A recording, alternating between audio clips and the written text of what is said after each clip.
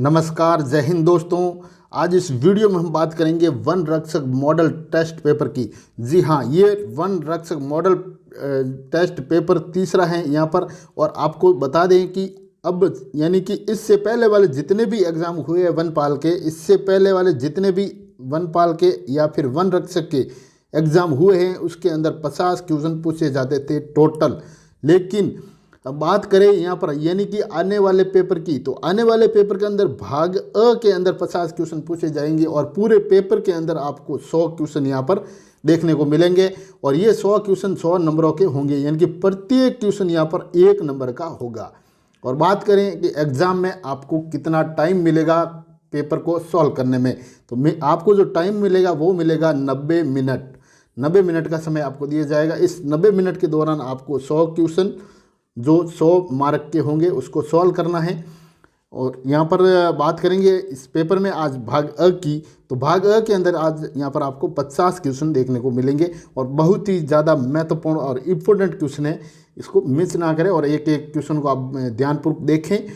आपका इसका जो आंसर आता है तो अपने दिमाग में भी इसका आंसर आप करें कि भाई इसका ये राइट होगा। और अगर आप कमेंट करें तो कमेंट भी कर सकते हैं।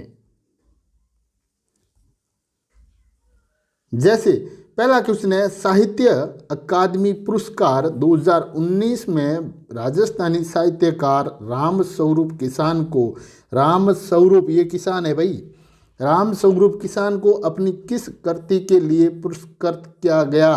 तो इनकी कृति कौन सी थी जिनके लिए इनको पुरस्कार किया गया, यानी कि राम स्वरूप जी किसान को? तो यहाँ पर इनकी जो कृति की बात करेंगे तो वो थे बारीक बात। कौन सी थी भाई? बारीक बात, यानी कि ऑप्शन नंबर डी आपका यहाँ पर राइट होगा।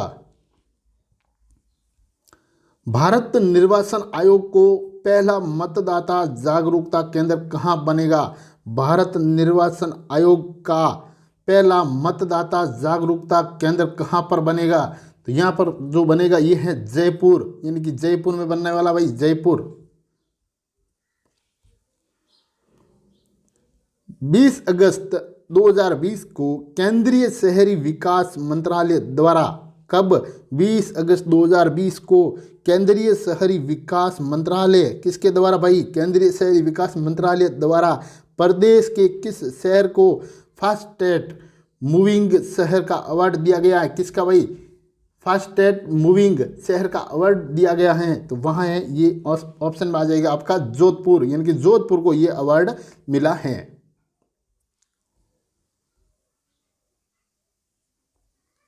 दिसंबर यानी कि दिसंबर 2020 में रेलवे बोर्ड का पहला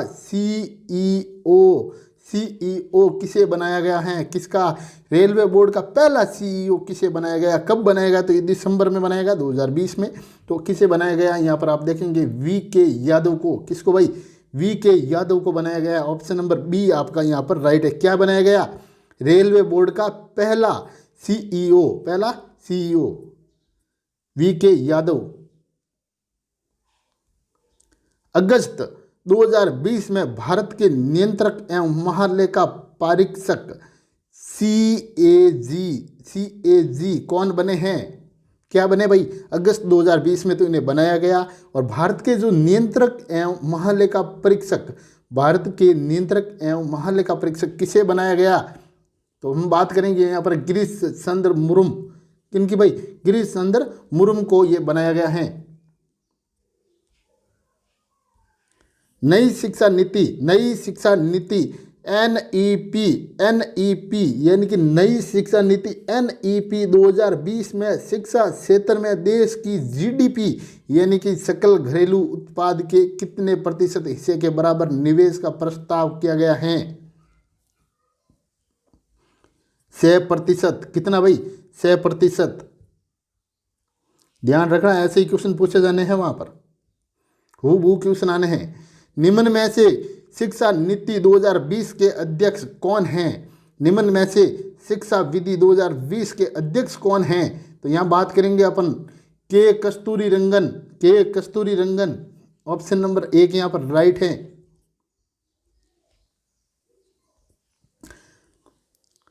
दिसंबर 2020 में जारी विश्व बैंक की वार्षिक ह्यूमन कैपिटल इंडेक्स में भारत को कौन सा स्थान मिला है? तो भारत को यहाँ पर जो स्थान मिला है दोस्तों वो मिला है 116वां स्थान। किसके अंदर मिला भाई?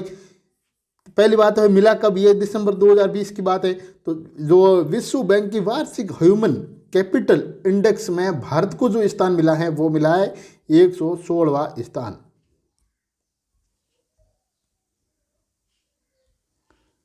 15 सितंबर 2020 को जापान के नए प्रधानमंत्री बने।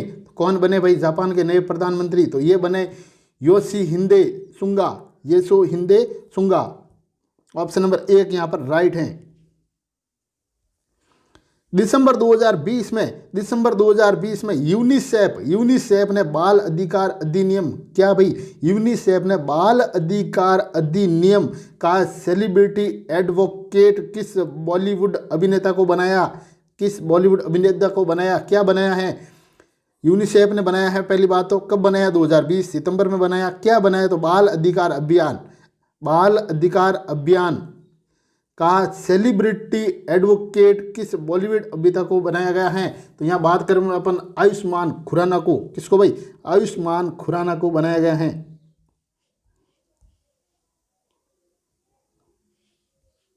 सुमेलित कीजिए। यहाँ पर आपको सुमेलित करना है। यहाँ पर आपको एक तरफ तो यहाँ पर आप देखेंगे ग्रंथ क्या है, यहाँ पर ग्रंथ है और यहाँ पर इनके जो लेखक हैं, ग्रंथ एवं लेखक, यहाँ पर ग्रंथ हैं और यहाँ पर इनके लेखक हैं संबंधित ग्रंथों के। तो यहाँ पर सुमेलित करना, जैसे बात करें अपन अमरसागर, तो अमरसार की यहाँ पर बात करेंगे दोस्तों, तो अमरसार पंडित जीवाधर ने लिखा था। किसने भाई? अमरसार के पंडित जीवाधर हैं लेखक। कौन है? अमरसार के पंडित जीवाधर लेखक हैं। फिर बात करेंगे अपन राज रत्नाकर के जो लेखक हैं दोस्तों वो है सदाशिव, राज रत्नाकर सदाशिव। ध्यान रखें आप यहाँ पर अमर काव्य वंशावली के रचयिता हैं जो वो है रणछोड़ भट्ट। कौन है भाई? रणछोड़ भट्ट। तो अजितोदय के तो ये हो जाएंगे अपने आप जगजीवन भट्ट, क्योंकि लास्ट यही बचे हैं। तो जैसे आप देखेंगे यहाँ पर 2 4 1 3 यहाँ पर होगा। पहले का 2 नंबर राइट है, यानी कि ये। दूसरे का 4 नंबर राइट है, तीसरे का 1 नंबर राइट है और चौथे का 3 नंबर राइट है।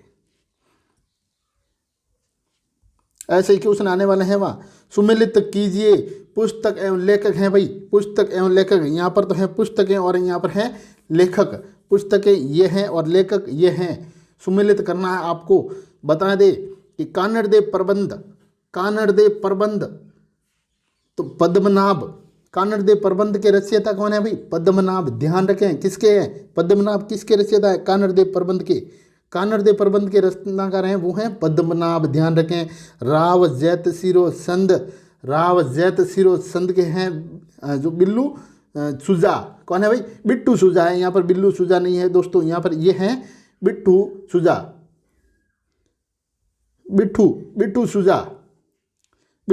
यानी किसके? राव जैत सिरो संद के हैं रचनाकार वो हैं बिट्टू सुजा। वंश भास्कर, तो वंश भास्कर सूर्यमल मिश्रण।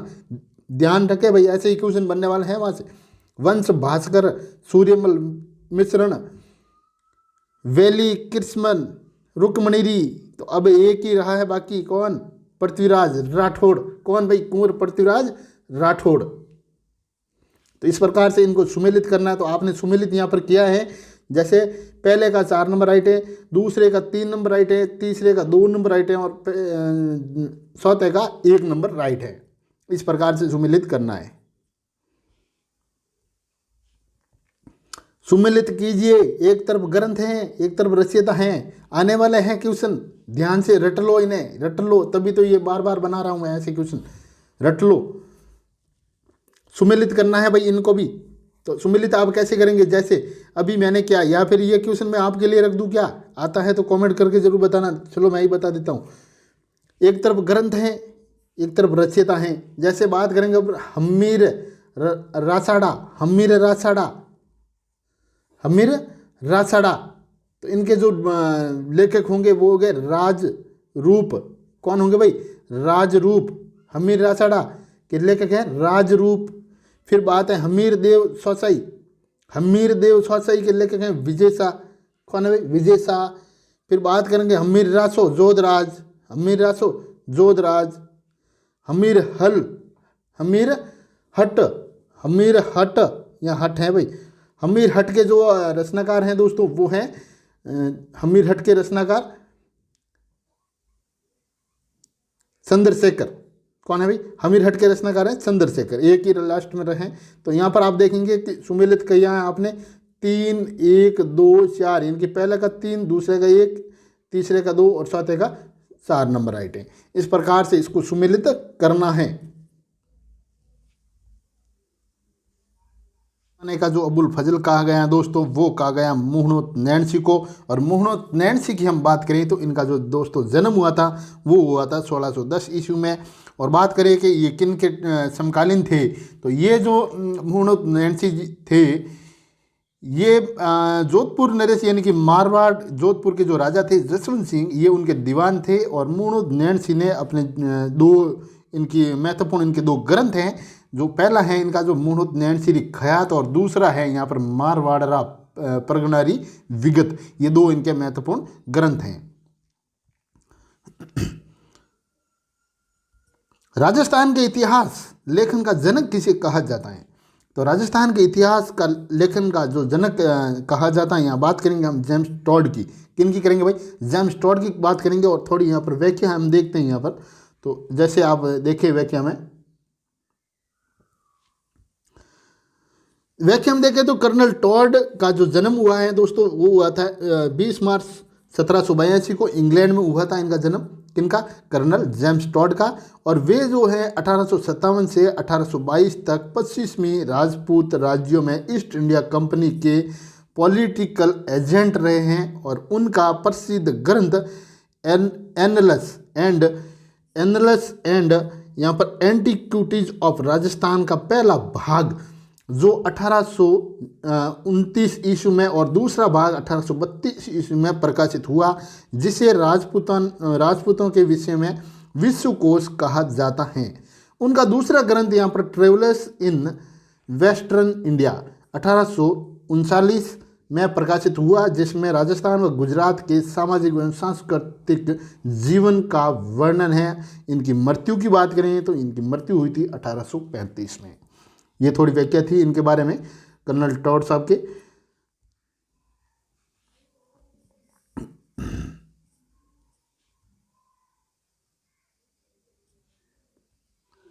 वंश भास्कर के रचनाकार हैं। तो वंश भास्कर के जो रचनाकार हैं दोस्तों वो हैं सूर्यमल मिश्रण। कौन है भाई? वंश भास्कर के रचनाकार हैं सूर्यमल मिश्रण। तो सूर्यमल मिश्रण इनके रचनाकार हैं। तो सूर्यमल मिश्रण के बारे में थोड़ी जानकारी देते हैं आपको। तो सूर्यमल मिश्रण का जो जन्म की बात करें तो इनका जन्म 1815 ईस्वी में हुआ था। और ये बूंदी के महाराव राम सिंह के दरबारी कवि थे। किनके? सूर्यमल मिश्रण किन के राज दरबारी कवि थे जिसे राजाओं का नाम दिया होगा? ऐसे भी क्वेश्चन बन जाते, क्वेश्चन कहीं से भी बन सकता है। तो बात करेंगे यहाँ पर कि ये जो बूंदी के जो महाराव राम सिंह के दरबारी कवि थे कौन भाई? सूर्यमल मिश्रण।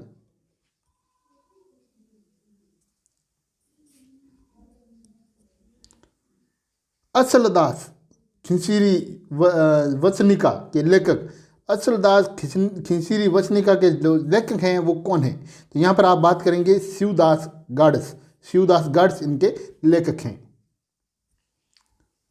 कौन सा है? तो बात करेंगे हम डूंगरपुर की कि डूंगरपुर के अंदर बागड़ी जो भाषा बोली जाती है।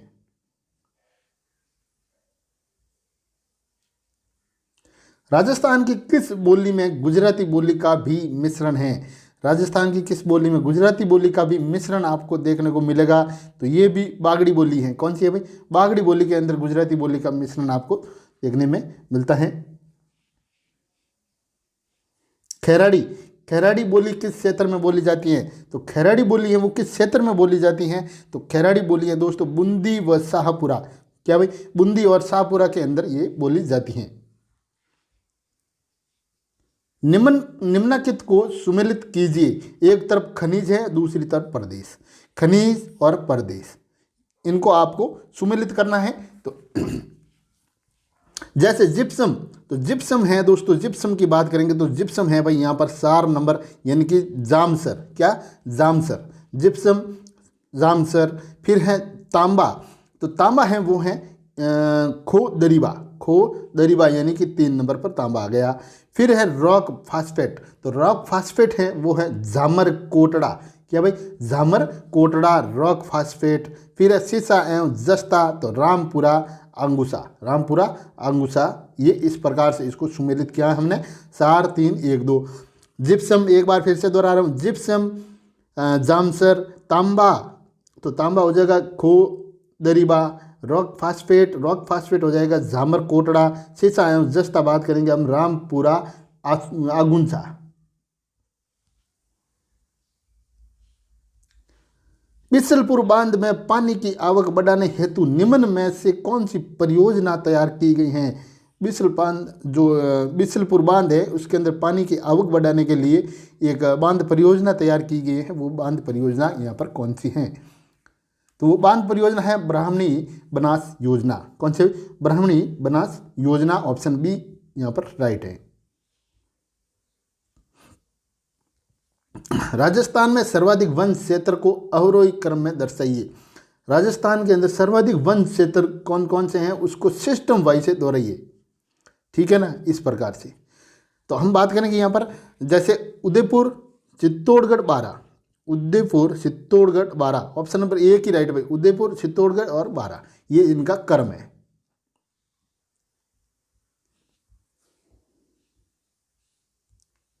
राजस्थान में शुष्क सागवान के वृक्षारोपण हेतु सर्वाधिक उपयुक्त जिले हैं। तो राजस्थान में शुष्क सागवान के वृक्षारोपण हेतु सर्वाधिक उपयुक्त जिलों की यहाँ बात करेंगे तो भरतपुर, अजमेर और Jaipur, Bharatpur, Ajmer, Jaipur, option number B यहाँ पर राइट होगा।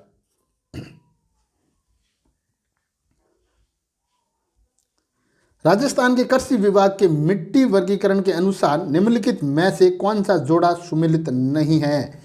तो राजस्थान के कृषि विभाग के मिट्टी वर्गीकरण के अनुसार निम्नलिखित में से कौन सा जोड़ा सुमेलित नहीं है? तो यहाँ पर देखें आप, नहीं है या नहीं है की बात आए तो आप विशेष कर से यहाँ पर ध्यान दें, है या नहीं है, इसका आप ध्यान से देखें। जैसे बात करेंगे आप के हैं, तो आपने पहला पढ़ा सिरोजेम श्री गंगानगर, 1 मिनट के लिए सुने आपने सबसे पहला पढ़ा, यहाँ पर पहला ऑप्शन है तो पहले ही पढ़ेंगे ना, तो आप पढ़ेंगे सिरोजेम श्री गंगानगर, तो आप देखते कहेंगे हाँ भाई है, लेकिन क्वेश्चन कहता नहीं है, क्वेश्चन क्या कहता है? क्वेश्चन कहता नहीं है, तो ये तो है। फिर बाद में आप बात करेंगे रेवेरिना श्री गंगानगर हनुमानगढ़, ये भी हैं। लाल लोम डूंगरपुर बांसवाड़ा, ये भी हैं। नवीन उत्पत्ति वाली भूरी मर्दा जालोर पाली तथा नागौर, ये नहीं है भाई, ऑप्शन नंबर डी यहाँ पर राइट होगा आपका, ये नहीं है। यहाँ पर क्वेश्चन कहता नहीं है, वो उसका बताना है आपको। तो ये 3 तो हैं, पहला दूसरा तीसरा आ रहा है, लेकिन ऑप्शन नंबर डी है वो यहाँ पर नहीं है।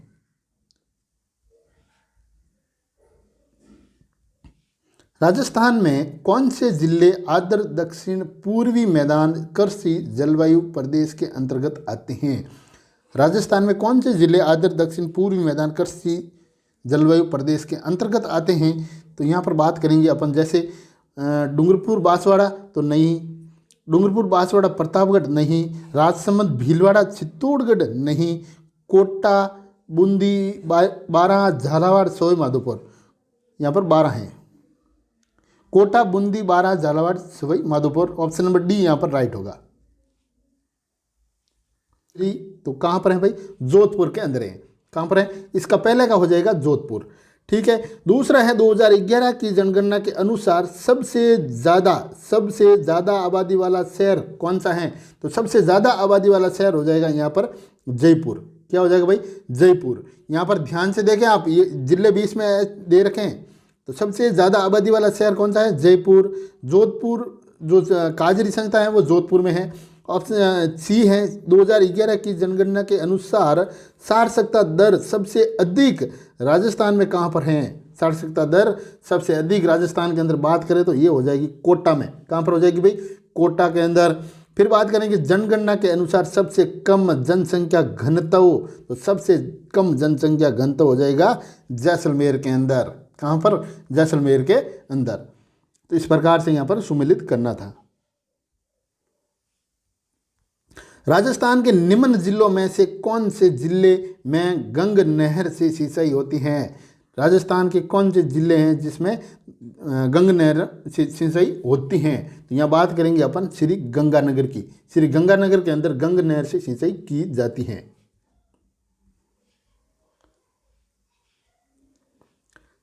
थारनवेट के EAD प्रकार का जलवायु प्रदेश मिलता है। जलवायु प्रदेश मिलता है तो ये मिलेगा दोस्तों जैसलमेर, यानी कि ऑप्शन नंबर बी यहाँ पर आपका राइट है। माउंट आबू के चारों ओर 1000 से 1300 मीटर, 1000 से लेकर 1300 मीटर की ऊंचाई एवं 150 यानी कि 150 सेंटीमीटर वर्षा वाले भागों में किस प्रकार के वन पाए जाते हैं? माउंट आबू के अंदर ये इनकी जो दे रखे हैं, माप दे रखा है यहाँ पर, किस भागों में किस प्रकार के वन पाए जाते हैं इन क्षेत्रफल के अंदर। तो इन क्षेत्रफल के अंदर जो वृक्ष पाए जाते हैं वो हैं शुष्क सागवान। किनके भाई? शुष्क सागवान के वृक्ष यहाँ पर पाए जाते हैं। वर्ष 2019-20 में राष्ट्रीय बागवानी मिशन में कार्य योजना की स्वीकृति राशि क्या है? वर्ष 2019-20 में राष्ट्रीय बागवानी मिशन में कार्य योजना की जो स्वीकृति राशि है दोस्तों ये है 71.75 यानी कि 71.75 करोड़ रुपए। कितनी भाई? करोड़ रुपए। तो ऑप्शन नंबर ए यहाँ पर आपका राइट होगा।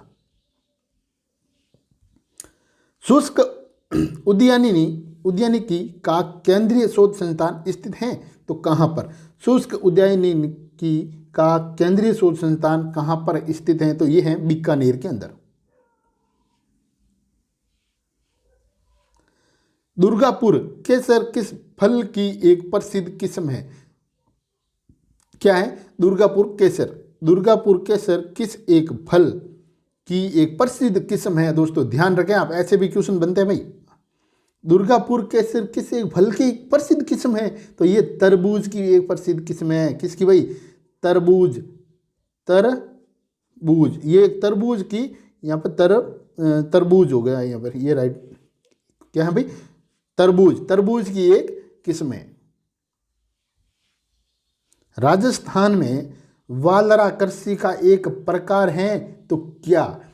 राजस्थान के अंदर वालरा कृषि का एक प्रकार है वो है स्थानांतरित कृषि। कौन से भाई? स्थानांतरित कृषि। राजस्थान में सर्वाधिक क्षेत्र में सिंचाई किस स्रोत से होती है? तो राजस्थान में सर्वाधिक क्षेत्र में जो सिंचाई होती है वो किस स्रोत होती है? तो ये होती है नलकूप। किससे भाई? नलकूप से होती है ज़्यादातर क्षेत्रों के अंदर। निम्नलिखित स्मारकों को उनके निर्माण की तिथि क्रमानुसार क्रम से व्यवस्थित कीजिए। निम्नलिखित स्मारकों को उनके निर्माण की तिथि क्रमानुसार क्रम से व्यवस्थित कीजिए। यहाँ पर इनके जब आप व्यवस्थित करेंगे तो जैसे किस हिसाब से करना है? यहाँ पर निम्नलिखित स्मारकों को उनके निर्माण की तिथि यानी कि इनका निर्माण हुआ है उस तिथि से इनको क्रमवार करना है। इनके तिथि क्रमानुसार इनको क्रम से व्यवस्थित करना है यहाँ पर। तो जैसे बात करेंगे अपन पहले की इनकी जामा मस्जिद, फिर है हुमायूं का मकबरा दिल्ली, बादशाही मस्जिद लाहौर, ताजमहल आगरा, ये सारे यहाँ पर दिए हुए हैं। इनमें से सबसे पहले है जो कौन सा बना है? तो यहाँ सबसे पहला बना है दोस्तों यहाँ पर हुमायूं का मकबरा। हुमायूं का मकबरा तो दो यहाँ करते हैं। उसके बाद में बना है ताजमहल आगरा। क्या भाई? ताजमहल आगरा उसके बाद में बना है। उसके बाद में बना है यहाँ पर बादशाही मस्जिद लाहौर, यानी कि 3 नंबर है। उसके बाद में 1 नंबर आता है। तो देखें आप, तो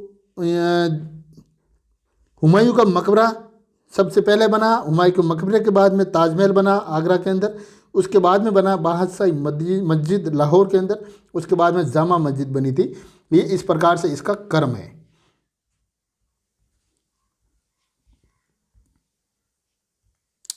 दो अक्टूबर 1959 को सर्वप्रथम देश के कौन से राज्य में पंचायती राज का शुभारंभ हुआ? राजस्थान के अंदर। कहाँ पर हुआ भाई? राजस्थान के अंदर हुआ, नागौर में। कहाँ? नागौर में हुआ था। और ये क्या किन्होंने था, तो पंडित जवाहरलाल नेहरू उस टाइम पीएम थे, तो उन्होंने यहाँ पर इनका शुभारंभ किया था। कौन करता है, यानी कि जब राज्यपाल अनुपस्थित होते हैं तो उनके दायित्वों का निर्वहन कौन करता है? मुख्यमंत्री? नहीं भाई, उस न्यायालय का मुख्य न्यायाधीश या राज्य मंत्रिपरिषद? नहीं, इनमें से कोई नहीं, ये भी नहीं।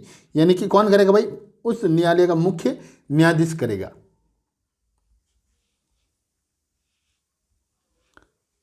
राज्य मंत्रिपरिषद का निर्माता, संहारक तथा प्राणदाता होता है तो कौन? राज्य मंत्रिपरिषद का निर्माता, संहारक तथा प्राणदाता कौन होता है? तो वो होता है सीएम, यानी कि चीफ मिनिस्टर, यानी कि मुख्यमंत्री।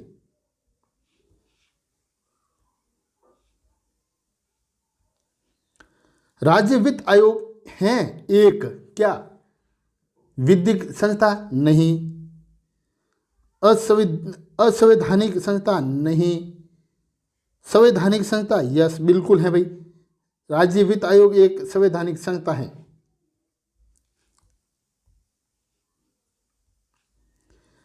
माइटोकॉन्ड्रिया की खोज किसने की? माइटोकॉन्ड्रिया की खोज किसने की? तो माइटोकॉन्ड्रिया की खोज की दोस्तों वो की थी बेंड ने। किसने की थी भाई? बेंड ने।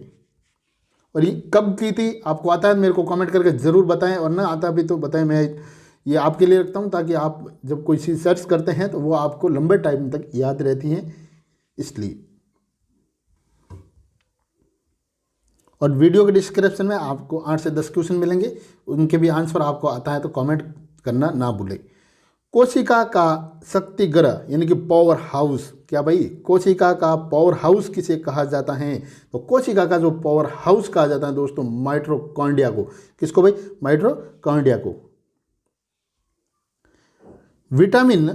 विटामिन सी की कमी से कौन सा रोग होता है? तो विटामिन सी की कमी से कौन सा रोग होता है? तो ये जो होता है वो है स्कर्वी। कौन सा होता है भाई? स्कर्वी, यानी ऑप्शन नंबर बी यहाँ पर राइट है। किसकी? विटामिन सी की कमी से होता है।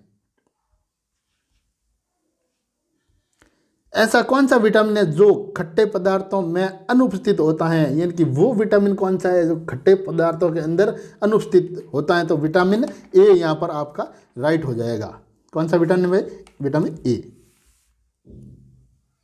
मानव शरीर के अंदर आरबीसी का निर्माण किस में होता है? मानव शरीर के अंदर आरबीसी का निर्माण किस में होता है? तो यहाँ बात करेंगे अपन लाल अस्थि मंजा।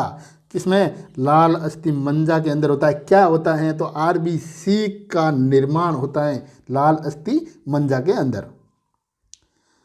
आरबीसी का जीवन काल कितना है? कितने मजेदार क्वेश्चन है। आरबीसी का जीवन काल कितना है? तो आरबीसी का जो जीवन काल है दोस्तों ये है 120 दिन। कितना भाई? 120 दिन। आरबीसी की कमी होने पर कौन सा रोग होता है? तो आरबीसी की कमी होने पर कौन सा रोग होता है? तो ये है एनीमिया। कौन सा रोग होता है भाई? एनीमिया रोग होता है। किसकी कमी से? आरबीसी की कमी से। तो आप मेरे को कमेंट करके इतना बता दीजिए, आरबीसी की फुल फॉर्म क्या है? कमेंट करके मेरे को जरूर बताना।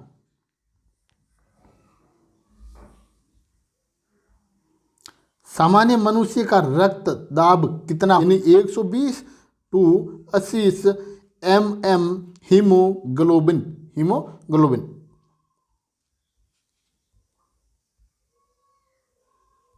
मानव शरीर के अंदर सबसे बड़ी WBC कौन सी होती हैं? तो मानव शरीर के अंदर सबसे बड़ी WBC कौन सी होती हैं?